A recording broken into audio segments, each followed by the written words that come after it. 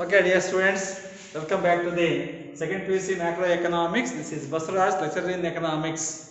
Shall move on to the video 9.8, supply of money. It is also legal definitions of supply of money. The monetary authorities consisting of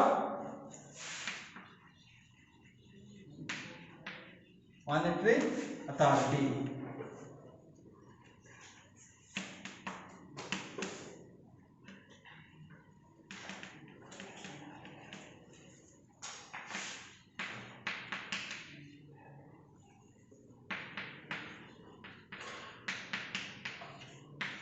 The monetary authority of India is Government of India and also Reserve Bank of India, because the money has been supplied by two institutions. Government of India is nothing but 1 rupee note plus all coins.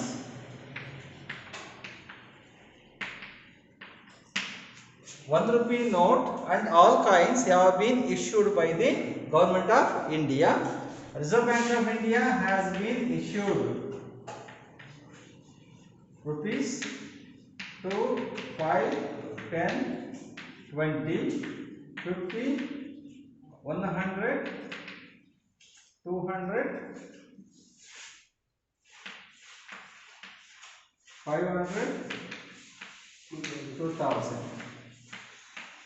The denominations of 2 rupees, 5 rupees, 10 rupees, 20 rupees, 50 rupees, 100 rupees, 200 rupees, 500 and 2000 rupees. Whatever the denominations can be changed from time to time, it has to be supplied by the Reserve Bank of India, whereas the Government of India has been supplied by the 1 rupee note and also all the coins including 1 rupee coin, 50, 25 NP, 1. Even the 10 paise also can be. Earlier it had been 20 paise also, 25 paise and even 50 paise, 1 rupees and also 2 rupees coins, 5 rupees coins and also 10 rupees coins have been issued by the Government of India. 1 ರೂಪಾಯಿ note ಮತ್ತೆ ಎಲ್ಲ ನಾಣ್ಯಗಳನ್ನ ಚಲಾವಣೆಗೆ ತರೋದು ಭಾರತ ಸರ್ಕಾರದವರು. 2 ರೂಪಾಯಿ, 5 ರೂಪಾಯಿ, 10 ರೂಪಾಯಿ, 20 ರೂಪಾಯಿ, 50 ರೂಪಾಯಿ, 100, 200, 500 ಮತ್ತೆ 2000 ರೂಪಾಯಿಗಳನ್ನ ಜಾರಿಗೆ ತರ್ತಕ್ಕಂಥದ್ದು ರಿಸರ್ವ್ ಬ್ಯಾಂಕ್ನವರು. ಈ ಎರಡನ್ನು ಸೇರಿಸಿ ಮಾನಿಟರಿ ಅಥಾರಿಟಿ ಆಫ್ ಇಂಡಿಯಾ ಅಂತ ಕರಿತೀವಿ. ಅಂದರೆ ಹಣಕಾಸಿನ ಜವಾಬ್ದಾರಿಯನ್ನು ಹೊತ್ತಿರುವ ಎರಡು ಸಂಸ್ಥೆಗಳು, ಒಂದು ಭಾರತ ಸರ್ಕಾರ, ಇನ್ನೊಂದು ಭಾರತದ ರಿಸರ್ವ್ ಬ್ಯಾಂಕ್. ಹಾಗಾಗಿನೇ ಈ ಇಬ್ಬರು ಸಮೇತ ಹಣವನ್ನ ಚಲಾವಣೆಗೆ ತರುವ ಅಧಿಕಾರ ಇವರಿಗೆ ಇದೆ. ಆ ಹಣವನ್ನ ಚಲಾವಣೆಗೆ ತಂದು ಜನಗಳ ಕೈಲಿ ಕೊಡುವಂತ ಅಧಿಕಾರ ಇರೋದ್ರಿಂದ ಅದನ್ನ ನಾವು ಸಪ್ಲೈ ಆಫ್ ಮನಿ ಅಂತ ಕರಿತೀವಿ. Supply of money, making availability of the money in the hands of the public as the demand, could be called as supply of money. It is nothing but the quantity of money or stock of money with the hands of the people at any particular point of time or period of time is called as supply of money. We shall come to know what is meant by supply of money.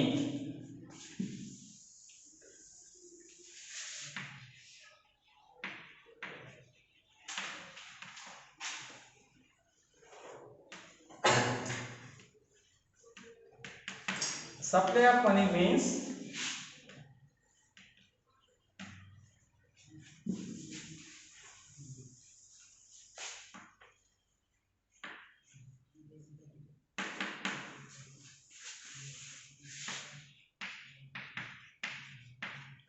total quantity or stock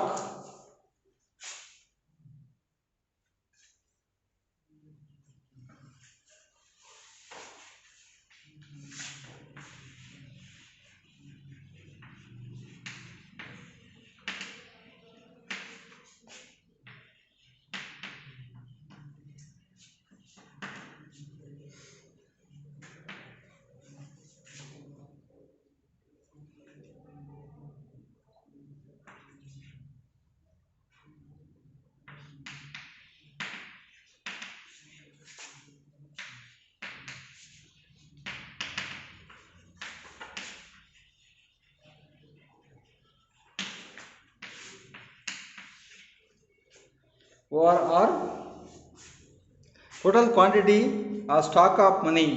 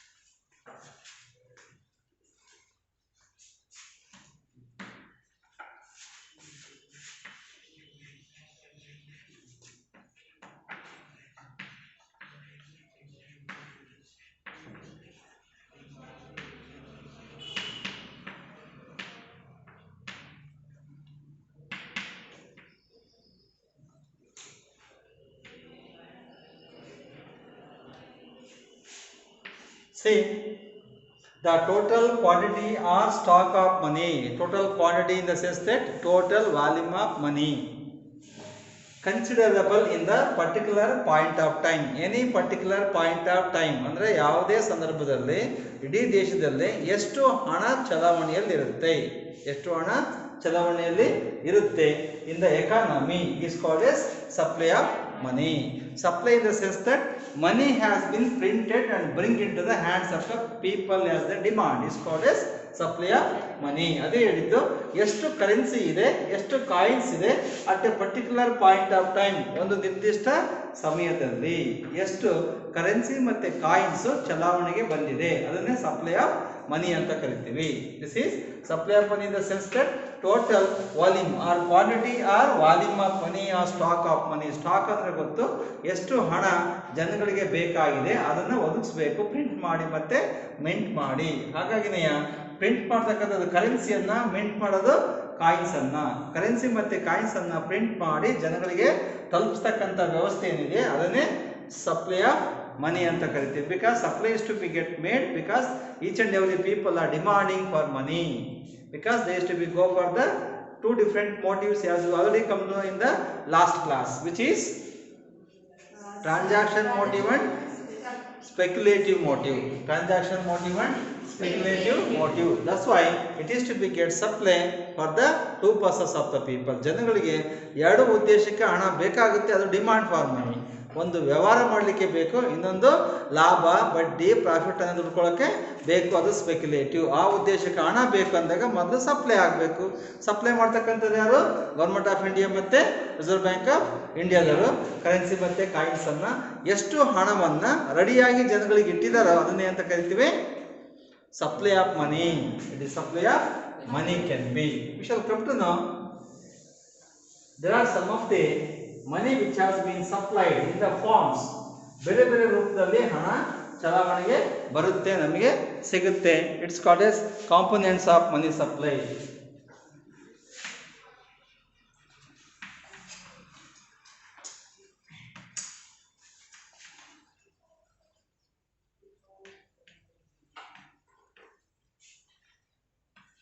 Components of money supply.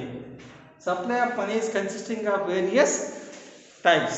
First is currency held by the public.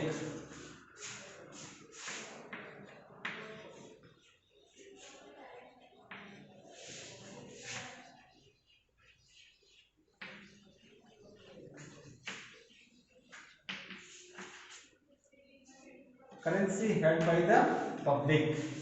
Public in the sense that the people in general in the country. ದೇಶದಲ್ಲಿರುವ ಜನರನ್ನ ಏನಂತ ಕರಿತೀವಿ? Public ಅಂತ ಕರಿತೀವಿ. The currency held by the public. ಜನಗಳ ಹತ್ರ ಇರ್ತಕ್ಕಂತಹ ದುಡ್ಡೇನಿದೆ, ಕರೆನ್ಸಿ ಮತ್ತೆ coins, it could be called as currency. Coins can be currency and coins held by the public. ಅಂದ್ರೆ supply of money is consisting of the currency and coins held by the public. ಜನಗಳ ಹತ್ರ ಡಬ್ಬಿಯಲ್ಲಿ ಇರ್ತದೆ ಅಥವಾ ನಿಮ್ಮ ಬೀರ್ಗಳಲ್ಲಿ ಇಟ್ಟಿರ್ತಾರೆ ಅವತ್ತಾನೆ, ಮತ್ತೆ ಬೇರೆ ಬೇರೆ ಕಡೆ ದುಡ್ಡನ್ನು ಇಟ್ಟಿರ್ತಾರೆ ಮನೆಗಳಲ್ಲಿ, ಅದು ಸಮೇತ ಸೇರುತ್ತೆ. ಅದನ್ನೇ ಹೇಳೋದು the money had by the public ಅಂತ. ಜನರ ಕೈಲಿರ್ತಕ್ಕಂಥ ದುಡ್ಡು ಖರ್ಚಿಗೆ ಅಂತ ಇಟ್ಕೊಂಡಿರ್ತಾರೆ, ಬೇರೆ ಉದ್ದೇಶಕ್ಕೆ ಇಟ್ಕೊಂಡಿರ್ತಾರೆ, ಮತ್ತೆ ಯಾವುದೋ ಉದ್ದೇಶಕ್ಕೆ ಹಣವನ್ನು ಇಟ್ಕೊಂಡಿರ್ತಾರೆ. ಅದು ಜನಗಳ ಕೈಲಿ ಹಾಲಿ ಇರ್ತಕ್ಕಂಥ ದುಡ್ಡು one type of the money supply or supply of money. Second, net demand deposits.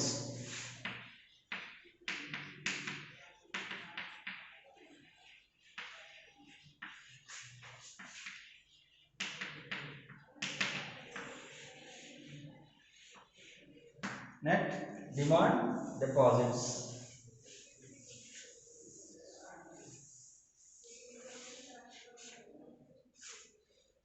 Held by the banks.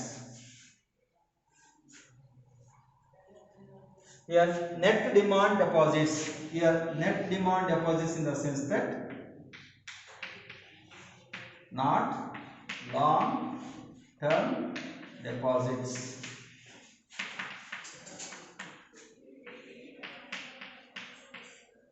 Not long term deposits.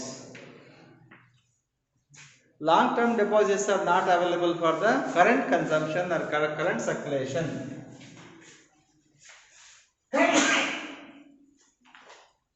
Here net demand deposits means deposits which have been made for FD or TD, fixed deposit or term deposit or time deposit. 5 ವರ್ಷಕ್ಕೆ 10 ವರ್ಷಕ್ಕೆ 20 ವರ್ಷಕ್ಕಂತೆಯ F D ಮಾಡಿದರೆ, fixed deposit ಮಾಡಿದ್ರೆ ಅದನ್ನು ತಕ್ಷಣ ವಾಪಸ್ ತಗೊಳಕ್ಕೆ ಬರಲ್ಲ, ಇವಾಗ ಖರ್ಚು ಮಾಡೋಕ್ಕೆ ಬರಲ್ಲ. ಹಾಗಾಗಿನೇ ಅಂಥ ಡೆಪಾಸಿಟನ್ನು ಬಿಟ್ಟು ಇವಾಗ ಹಾಲಿ ಇರ್ತಕ್ಕಂಥ ಶಾರ್ಟ್ ಟರ್ಮ್ ಡೆಪಾಸಿಟ್ಸ್ ಏನಿದ್ದಾವೆ they will become under net deposits in the banks or net deposits held by the banks can be. There also a part of supply of money or money supply ಅಂತ ಕರಿತೀವಿ. Supply of ಮನಿ ಅಂದ್ರೂ ಒಂದೇ, ಮನಿ supply ಅಂದ್ರೂ ಒಂದೇ. ಇಲ್ಲಿ ಯಾಕಂತಂದ್ರೆ when you are going to be put in the FD for 10 years, you cannot possibly get use in the present circulation of money for transaction purpose or speculative purpose. Is it not? Because you cannot draw the money which has been kept for a certain period of time. Is it not? ಅಲ್ಲಿ ಇಂತಿಷ್ಟು ವರ್ಷಕ್ಕಂತ ನೀವು deposit ಮಾಡಿಬಿಟ್ಟಿದ್ರಿ, ಅದನ್ನು ವಾಪಸ್ ತಕ್ಷಣ ತಗೊಳಕ್ಕೆ ಬರಲ್ಲ. ತಗೊಳಕ್ಕೆ ಬಂದಿಲ್ಲ ನೀವು ಖರ್ಚು ಮಾಡೋಕ್ಕೆ ದುಡ್ಡು ಸಿಕ್ಕಲ್ಲ. ಖರ್ಚು ಮಾಡೋಕ್ಕಿಲ್ಲ ಅಂದ್ರೆ ಅಲ್ಲಿ ಸಪ್ಲೈ ಆಫ್ ಮನಿ ಇಲ್ಲ ಅಂತ ಅರ್ಥ. ಸಪ್ಲೈ ಆಫ್ ಮನಿ ಅಂದರೆ ನಿಮಗೆ ಬೇಗ ಬಿಡಿಸ್ಕೊಂಡು ತಗೊಳ್ಳೋವಷ್ಟು ಬೇಕು. ಅದಕ್ಕೆ ಹೇಳೋದು ಡಿಮಾಂಡ್ ಡೆಪಾಸಿಟ್ ಅಂದರೆ, ಡಿಮಾಂಡ್ ಅಂದರೆ ಕೇಳಿದಾಗ ಕೊಡಪ್ಪ ಅಂತ ಇಟ್ಟಿರ್ತೀವಲ್ವ, ಅದು ಡಿಮಾಂಡ್ ಡೆಪಾಸಿಟ್. ಡೆಪಾಸಿಟ್ ಮಾಡಿರ್ತೀವಿ, ಕೇಳಿದಾಗ ಕೊಡುವಂತ ಅದನ್ನೇ ಡಿಮಾಂಡ್ ಡೆಪಾಸಿಟ್ ಅಂತೀವಿ. ಬಟ್ ಈ ಡಿಮಾಂಡ್ ಡೆಪಾಸಿಟ್ಸ್ ಯಾವಾಗಲೂ ನೆಟ್ ಆಗಿರ್ತಕ್ಕಂಥ ಮಾತ್ರ ಮನಿ ಸಪ್ಲೈ ಆಗುತ್ತೆ, ಗ್ರಾಸ್ ಇರ್ತಕ್ಕಂಥದ್ದು ಆಗೋದಿಲ್ಲ. ಅದ್ರಲ್ಲಿ ಸ್ವಲ್ಪ ಟ್ಯಾಕ್ಸಸ್ ಇರ್ತದೆ, ಬೇರೆ ಬೇರೆ ಇರ್ತದೆ, ಅದನ್ನು ಬಿಟ್ಟು ಅಂತ. Third is to base deposits with RBI.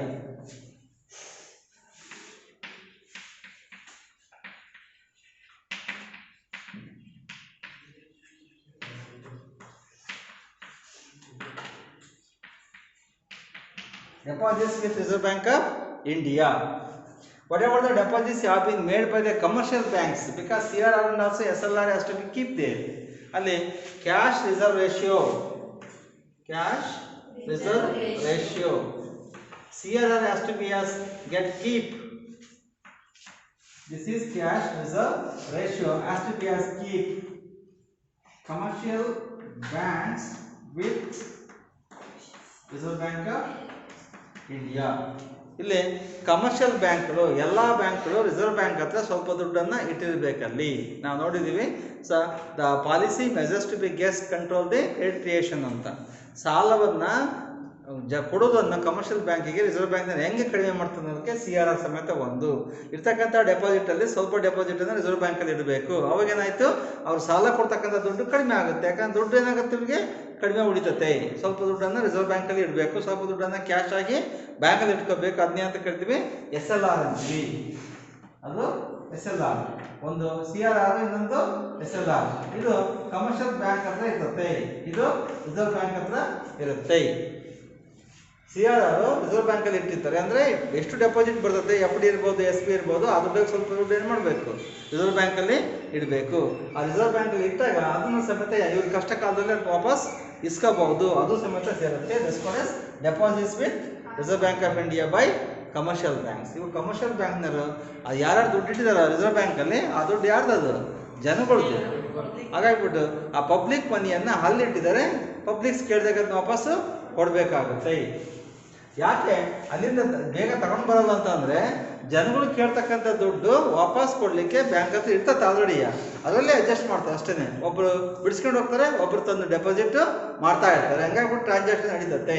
ಏನಾದ್ರು ಟ್ರಾನ್ಸಾಕ್ಷನ್ನು ದುಡ್ಡನ್ನು ಕಟ್ಟಕ್ಕೆ ಯಾರು ಬರಲಿಲ್ಲ ಅಂತಂದ್ರೆ ಏನಾಗುತ್ತೆ, ಹೋಗ್ಬಿಟ್ಟು ಇಸ್ಕೊಂಡು ಬರಲೇಬೇಕು ರಿಸರ್ವ್ ಬ್ಯಾಂಕ್ ಹತ್ರ, ಯಾರು ಕಮರ್ಷಿಯಲ್ ಬ್ಯಾಂಕ್ನವರು. ಹಾಗಾಗಿನೇ ಅಡ್ಜಸ್ಟ್ ಆಗ್ತಾ ಇದೆ, ಸುಮ್ಮನೆ ಇದ್ದಾರೆ ಅಷ್ಟೇ. These are the 3 components of money supply. ಹಣ ಎಲ್ಲಿಂದ ಸರಬರಾಜು ಆಗುತ್ತಂದ್ರೆ ನಮ್ಮ ಹತ್ರ ಇರ್ತಕ್ಕಂಥ ದುಡ್ಡು ಚಲಾವಣೆಗೆ ಬರುತ್ತೆ, ಒಂದು. ಎರಡನೇದಾಗಿ ನಾವು ಬ್ಯಾಂಕಲ್ಲಿ ಇರ್ತಕ್ಕಂಥ ದುಡ್ಡು ಚಲಾವಣೆಗೆ ಬರುತ್ತೆ. ನಾವು ಬೇಕಾದ ತಕ್ಷಣ ಹೋಗಿ ಬ್ಯಾಂಕ್ ಅಂತ ಬಿಡಿಸ್ಕೊಂತೀವಿ, ಚಲಾವಣೆ ಮಾಡ್ತೀವಿ, ಖರ್ಚು ಮಾಡ್ತೀವಿ. ಇನ್ನೊಂದು deposits with reserve bank.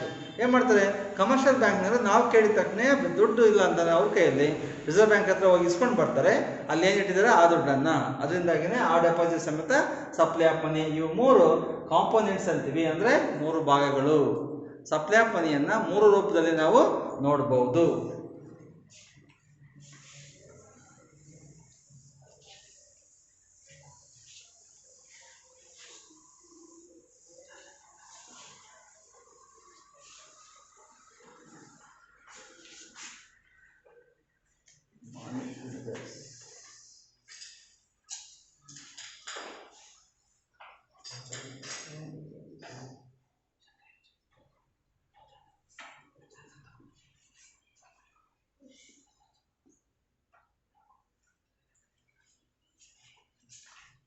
In the money supply, there is a fiat money.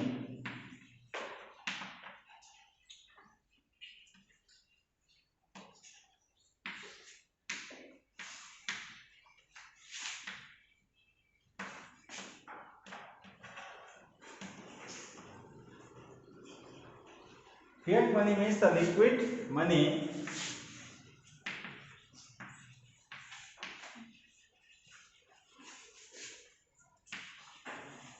readily available.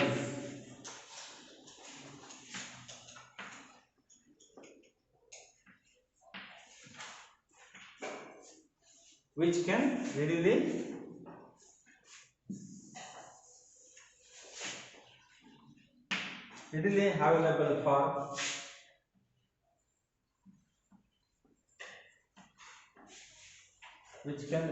available for transaction.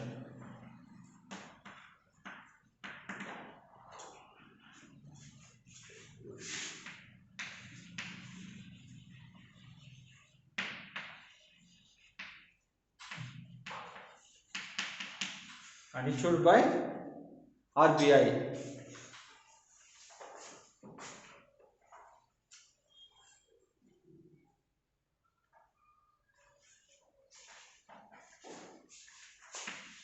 In other words,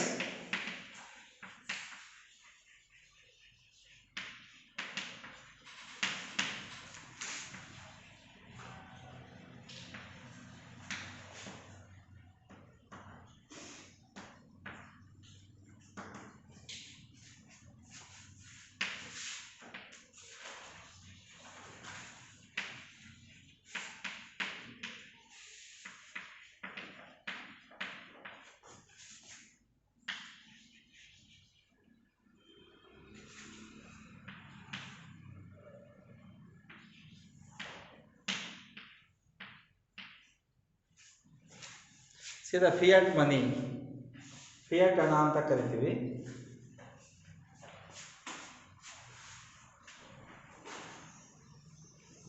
Fiat money is the currency and coins which have no intrinsic value. Intrinsic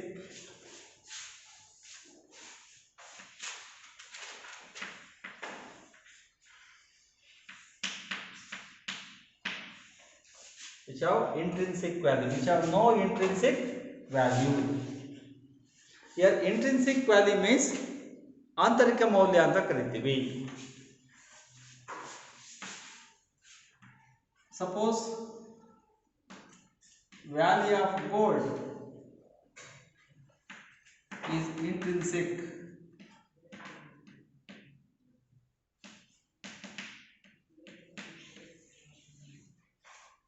The value of gold is intrinsic ಅಂತ ಕರೀತೀವಿ. Intrinsic ಅಂದ್ರೆ ಅದರ ಆಂತರಿಕ ಮೌಲ್ಯತೆ, ಇದು ಬಾಹ್ಯ ಮೌಲ್ಯ. Because currency has two types of values can be generally. ನಾವು ಎರಡು ರೀತಿಯ ಮೌಲ್ಯಗಳನ್ನ ನೋಡಬಹುದು. ಟೂ ಟೈಪ್ಸ್ ಆಫ್, ಒಂದು ಫೇಸ್ ವ್ಯಾಲ್ಯೂ, ಇನ್ನೊಂದು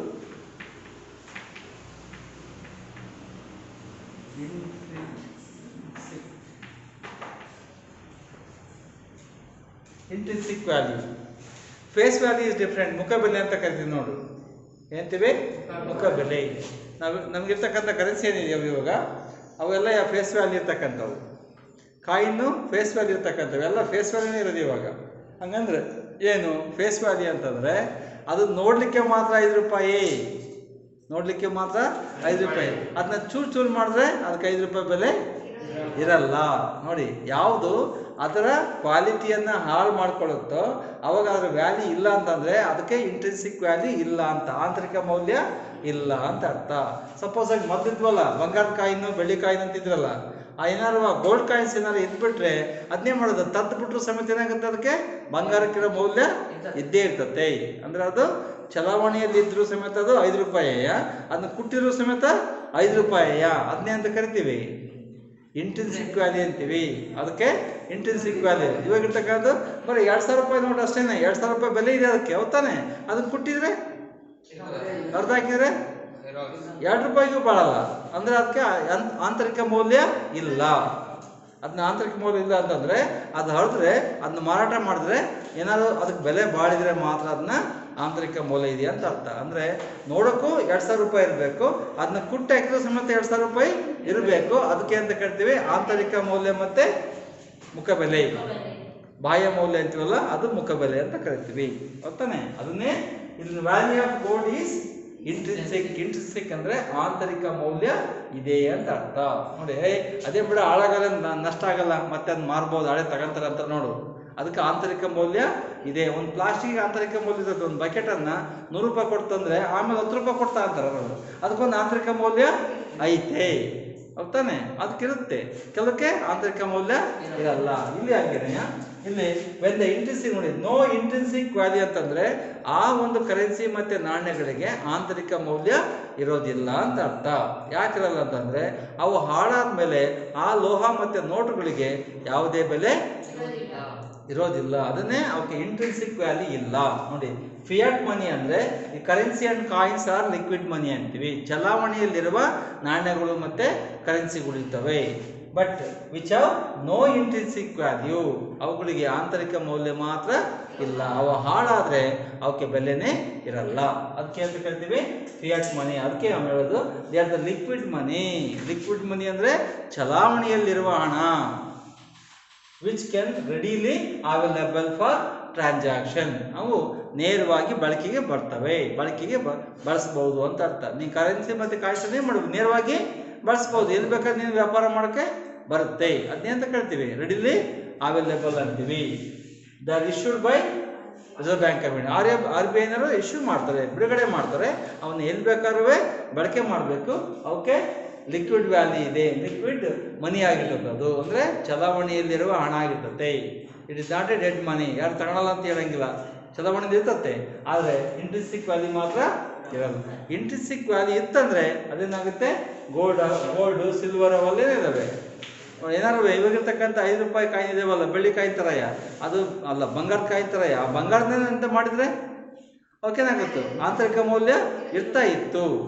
ಅವಾಗ ಅದು ಇಂಟ್ರಿನ್ಸಿಕ್ ವ್ಯಾಲ್ಯೂ ಕಳ್ಕೊಳ್ತಾ ಇರಲಿಲ್ಲ, ಇರ್ತಾ ಇತ್ತು. ಇವಾಗಿರ್ತಕ್ಕಂಥ ಯಾವಕ್ಕೂ ಇಲ್ಲ, ಇಂಟ್ರಿನ್ಸಿಕ್ ವ್ಯಾಲ್ಯೂನೇ ಇರೋದಿಲ್ಲ. ಅದರಿಂದಾಗಿನೇ ಫಿಯಾಟ್ ಮನಿ ಅಂತಂದ್ರೆ ಯಾವುದು ತಕ್ಷಣ ಬಳಕೆ ಮಾಡಬಹುದು, ಅದನ್ನೇ ಅಂತ ಕರಿತೀವಿ ಫಿಯಾಟ್ ಮನಿ ಅಂತ ಕರಿತೀವಿ.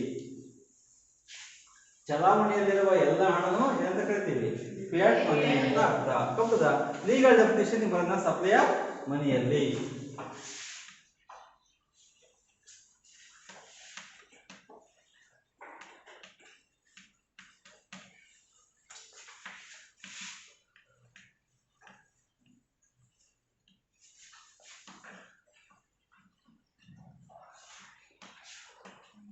Money supply has been made legal definitions. They are also called as measures of money supply.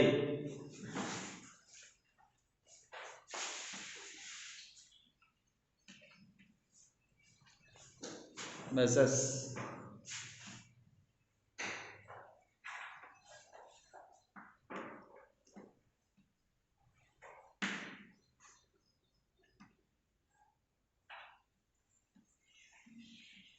Measures of money supply ಅಂತ ಕರಿತೀವಿ ಅದನ್ನ. ಮೆಜರ್ಸ್ ಆಫ್ ಮನಿ ಸಪ್ಲೈ ಅಂದ್ರೆ ಒಂದೇ, legal definitions of money supply ಅಂದ್ರೆ ಒಂದೇ. There are 4 are there. How many? 4. M1, M2, M3, M4. ಇದು 4 marks ಇರುತ್ತೆ. ಎಷ್ಟು ಮಾರ್ಕ್ಸ್ಗೆ? 4 marks.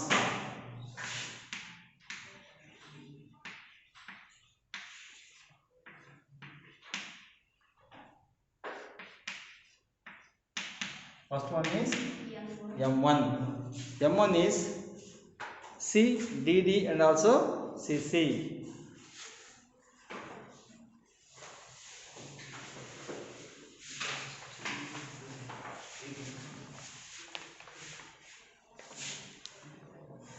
M1, CU and DD.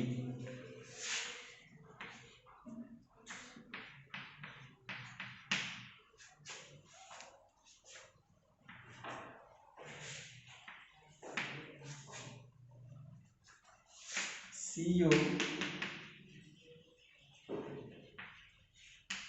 currency and coins.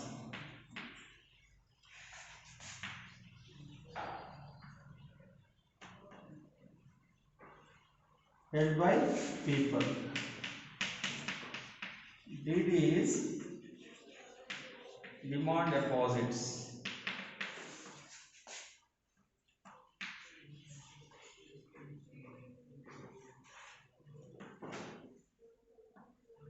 Held by commercial banks.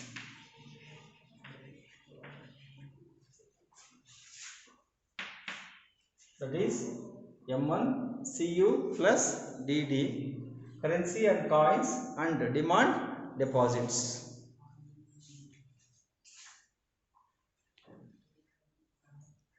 Next M2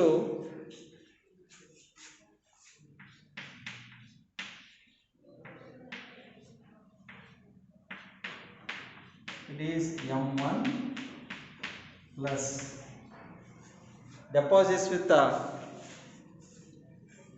post office, savings deposits with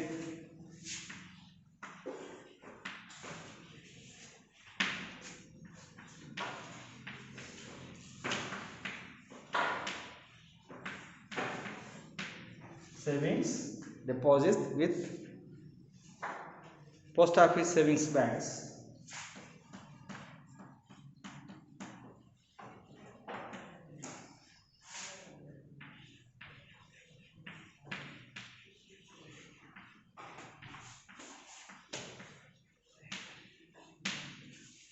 Here M1 plus savings deposits with post office savings banks.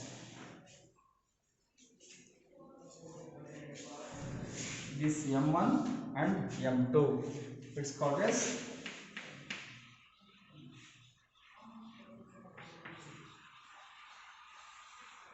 narrow money.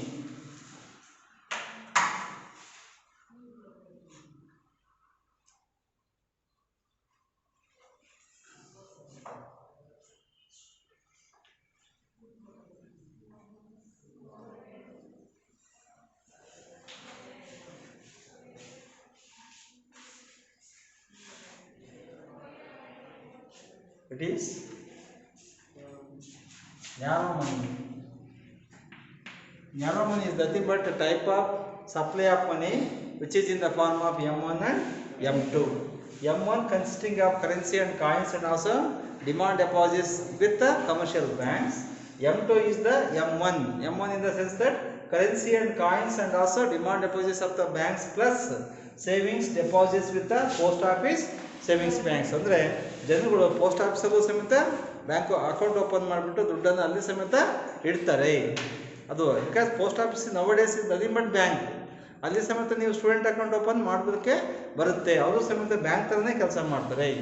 ಅದು ಸಮೇತ ಇವಾಗ ಬ್ಯಾಂಕೇ. ಅದರಿಂದಾಗಿನೇ post ಆಫೀಸಲ್ಲಿ ಜನ ಎಷ್ಟು ದುಡ್ಡು ಇಟ್ಟಿದ್ದಾರೋ ಅದು ಬೇರೆ ಬ್ಯಾಂಕಲ್ಲಿ ಇರ್ತಕ್ಕಂಥ ಡೆಪಾಸಿಟ್ಸ್ ಪ್ಲಸ್ ಜನರ ಕೈಲಿರ್ತಕ್ಕಂತಹ ಕರೆನ್ಸಿ ಮತ್ತು ಕಾಯಿನ್ಸ್ ಇವೆಲ್ಲ ಸೇರಿಬಿಟ್ಟು ಮೂರನ್ನು ಸೇರಿ ಅಂತ ಕರಿತೀವಿ M2 ಅಂತೀವಿ. ಕರೆನ್ಸಿ ಕಾಯಿನ್ಸ್ ಮತ್ತು ಡಿಮಾಂಡ್ ಡೆಪಾಸಿಟ್ಸ್ ಅಷ್ಟೇ M1.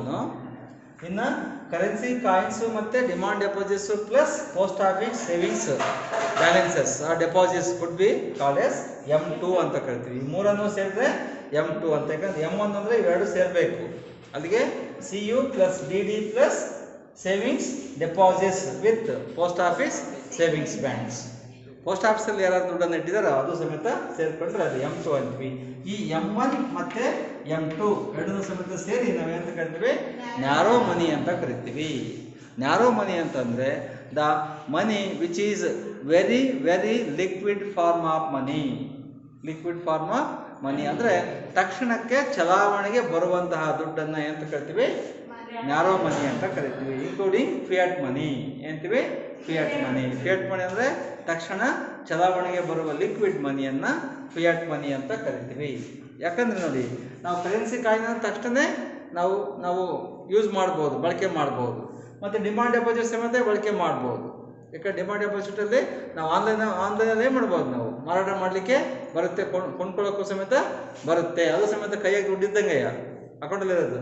ನೆಕ್ಸ್ಟು ಸೇವಿಂಗ್ಸ್ ಬ್ಯಾಂಕ್ ಅಕೌಂಟಲ್ಲಿ ಅಲ್ಲಿ ಸಮೇತ ಡೆಪಾಸಿಟ್ ಮಾಡಿರ್ತೀವಿ. ಆ ದುಡ್ಡನ್ನು ನಾವು ಯಾವ ಬೇಕಾದ್ರೂ ಬಿಡಿಸ್ಕೋಬೋದು, ಬಳಕೆ ಮಾಡಬಹುದು, ತಕ್ಷಣಕ್ಕೆ ಬಳಕೆ ಮಾಡಕ್ಕೆ ಬರ್ತದೆ. ಅದೇ ಸಮೇತ ಆನ್ಲೈನ್ ಟ್ರೇಡು ಬೈಯಿಂಗ್ ಮತ್ತೆ ಸೆಲ್ ಮಾಡೋಕ್ಕೆ ಬರುತ್ತೆ. ಅದರಿಂದಾಗಿನೇ ಈ ಮೂರು ದುಡ್ಡನ್ನು ಮೂರು ಪ್ರಕಾರದಲ್ಲಿ ಸಪ್ಲೈ ಆಫ್ ಮನಿ ಅಂತ ಕರಿತೀವಿ. ಈ ಮೂರು ರೂಪದಲ್ಲಿ ನಮಗೆ ಹಣ ಚಲಾವಣೆಗೆ ಸಿಗುತ್ತೆ, ಸರ್ಕ್ಯುಲೇಷನ್ಗೆ ಸಿಗುತ್ತೆ ಅಂತ ಅರ್ಥ. Is it? This is what is M1 and M2 are the two legal definitions of supply of money. Together is called as narrow money. Narrow money means the money or type of supply of money which is consisting of currency and coins, demand deposits and savings bank deposits with post office savings banks or deposits with post offices ಅಂದ್ರೆ ಸಾಕು. Post ಆಫೀಸಲ್ಲಿ ಯಾವ್ಯಾವುದು savings deposit ಆಗಿರುತ್ತೋ ಆ ಮೂರನ್ನು ಸಮೇತ ಸೇರಿ narrow money ಅಂತ ಕರಿತೀವಿ. Next is broad money. M3.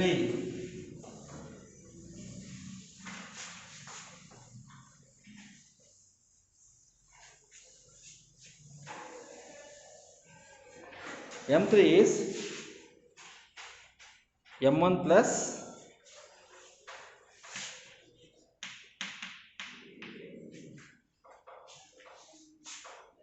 net time deposits of commercial banks.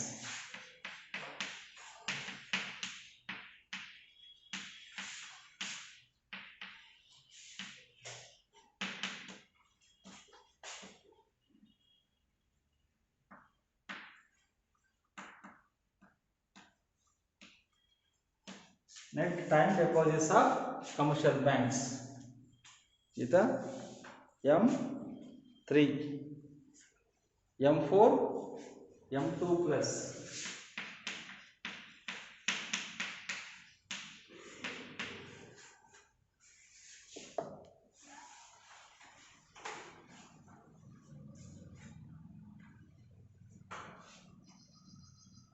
M3.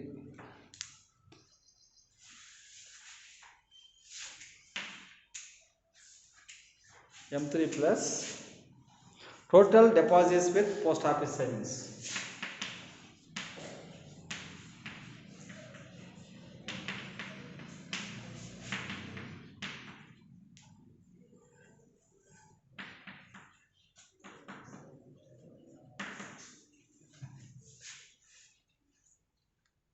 Post office savings organization.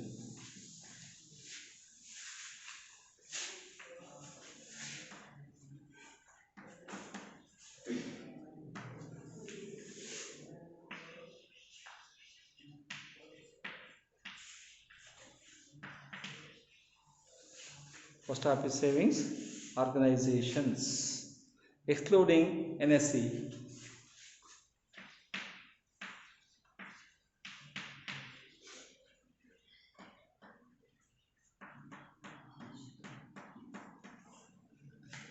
Excluding NSE. This is together is called as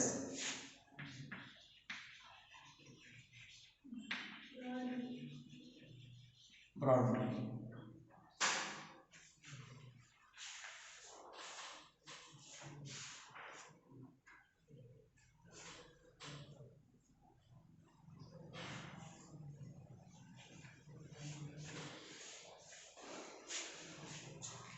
This is M3, M1 plus. M1 is consisting of currency, coins and also demand deposits of commercial banks plus net time deposits of commercial banks.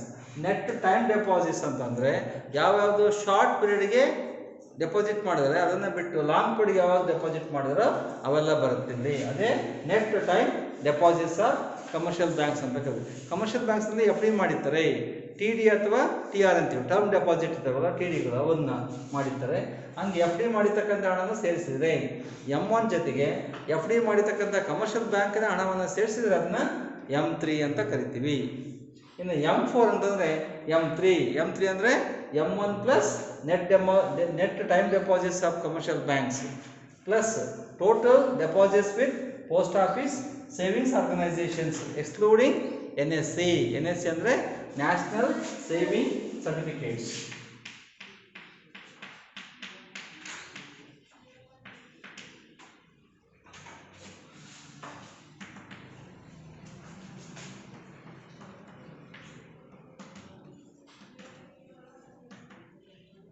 National savings certificates ಅಂತ ಕರಿತೀವಿ.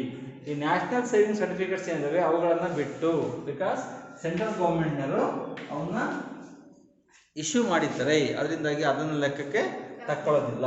ಅದನ್ನು ಬಿಟ್ಟು ಯಾವ್ಯಾವುದು total deposits ಇದೆ post ಆಫೀಸಲ್ಲಿ ಅದರಲ್ಲೂ savings ಅಕೌಂಟಲ್ಲಿ ಇರಬೇಕಷ್ಟೇ.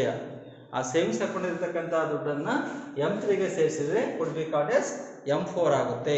ಹಾಗಾಗಿ M3 and M4 are the broad money ಅಂತೀವಿ. ಬ್ರಾಡ್ ಮನಿ ಅಂದರೆ the money which is not immediately available for circulation. ನಿಮಗೆ ತಕ್ಷಣಕ್ಕೆ ಚಲಾವಣೆಗೆ ಖರ್ಚಿಗೆ ಸಿಗೋದಿಲ್ಲ ಇದು. ಆದರೆ ಆ ದುಡ್ಡು ನಮಗೆ ಮತ್ತೆ ಮುಂದೆ ಬರುತ್ತೆ, ವಾಪಸ್ ಕೈಗೆ ಬರ್ತದೆ. ಆದರೆ ಇವಾಗ ಬರಲ್ಲ. ತಕ್ಷಣ ನಿಮಗೆ ಚಲಾವಣೆಗೆ ಬರಲ್ಲ ಅಂದರೆ ಅದು ಬ್ರಾಡ್ ಮನಿ. ತಕ್ಷಣ ಕೈಗೆ ಬರುತ್ತೆ ಅನ್ನೋದಾದರೆ ಅದು narrow money. Narrow money means the money which is readily available for the transaction. ಏನದು ಟ್ರಾನ್ಸಾಕ್ಷನ್. ಟ್ರಾನ್ಸಾಕ್ಷನ್ ಅಂದರೆ ಚಲಾವಣೆ, ಖರ್ಚಿಗೆ ಚಲಾವಣೆಗೆ ತಕ್ಷಣ ಸಿಗುತ್ತೆ, ಅದು ನ್ಯಾರೋ ಮನಿ. ಯಾವುದು ತಕ್ಷಣ ಸಿಗಲ್ಲ ಅದು ಬ್ರಾಡ್ ಮನಿ ಅಂತ ಕರಿತೀವಿ. But what the M1, M2, M3, M4 is nothing but B called S total monetary collection ಅಂತ ಕರಿತೀವಿ. ಆರ್ ಅಗ್ರಿಗೇಟ್ ಮಾನಿಟರಿ ಬೇಸ್ ಅಂತ ಕರಿತೀವಿ, ರಿಸೋರ್ಸಸ್ ಅಂತ ಕರಿತೀವಿ. M1, M2, M3, M4 together is called as total. If you have taken NSC,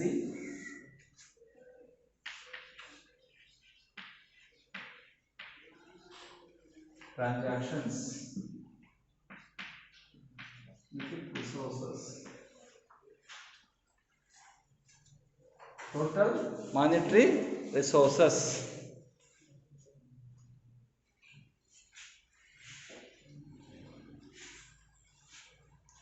One step you get remember,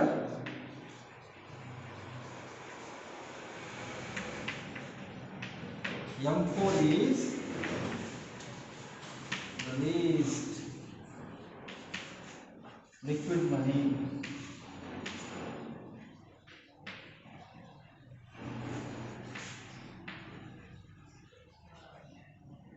Least liquid money.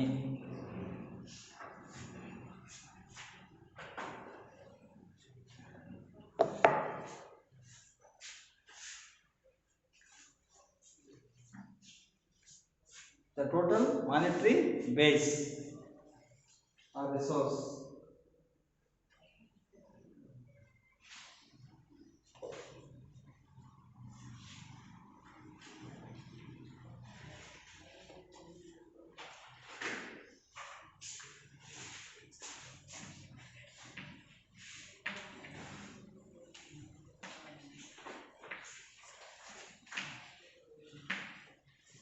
Is most commonly used.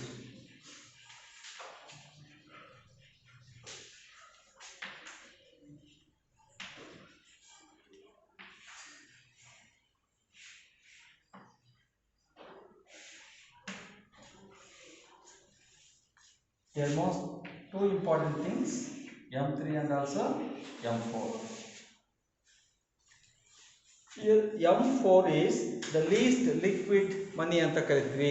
Very least liquid form of the money is the M4 and most commonly used money form antandre that is M3. Andre saakashtu jana ಬಳಕೆ ಮಾಡ್ತಕ್ಕಂಥ M1 plus net time deposits of commercial banks. Net time deposits ಅಲ್ಲಿ ಯಾವ್ಯಾವುದು ತಕ್ಷಣ 1 ವರ್ಷದೊಳಗೆ maturity ಆಗುತ್ತೆ ಅಂತ ನೋಡಿ, ಮನಿ deposit ಮಾಡಿರ್ತೀವಲ್ಲ, ಇನ್ನೊಂದು ವರ್ಷದಾಗ ಟೈಮ್ ಮುಗಿತತ್ತೆ, ನಮ್ಗೆ ವಾಪಸ್ ದುಡ್ಡು ಕೊಡ್ತಾರೆ ಅಂತೀವಲ್ಲ, ಅದು ಯಾವುದಿದೆಯೋ ಅದನ್ನು ನಾವು ತಗೊಳ್ತೀವಿ ಜಾಸ್ತಿ ವಾಪಸ್ಸು. ಹೌದಾನೆ? ಈ ವರ್ಷದಾಗ ದುಡ್ಡು ಸಿಗುತ್ತೆ ನಮಗೆ, ಈ ವರ್ಷಕ್ಕೆ ಚಲಾವಣೆಗೆ ಬರುತ್ತೆ ಅಂತ ಅರ್ಥ. ಈ ಫೈನಾನ್ಷಿಯಲ್ ಇಯರ್ಗೆ ಅದನ್ನು ನಾವು ಸಪ್ಲೈ ಆಫ್ ಮನಿ ಅಂತ ಕರಿತೀವಿ. ಈ ವರ್ಷದಾಗ ಚಲಾವಣೆಗೆ ಬಂದರೆ ಖರ್ಚಿಗೆ ಸಿಕ್ಕರೆ ಅದು ಸಪ್ಲೈ ಆಫ್ ಮನಿ. ಈ ವರ್ಷ ಖರ್ಚಿಗೆ ಸಿಗಲ್ಲ ಅಂದರೆ ಈ ವರ್ಷ ಸಪ್ಲೈ ಆಗಲ್ಲ ಅಂತ ಅರ್ಥ. ಹಾಗಾಗಿನೇ M3 is the most liquid form, commonly used monetary form ಅಂತ ಕರಿತೀವಿ. Okay, thank you. This is money supply and also legal definitions.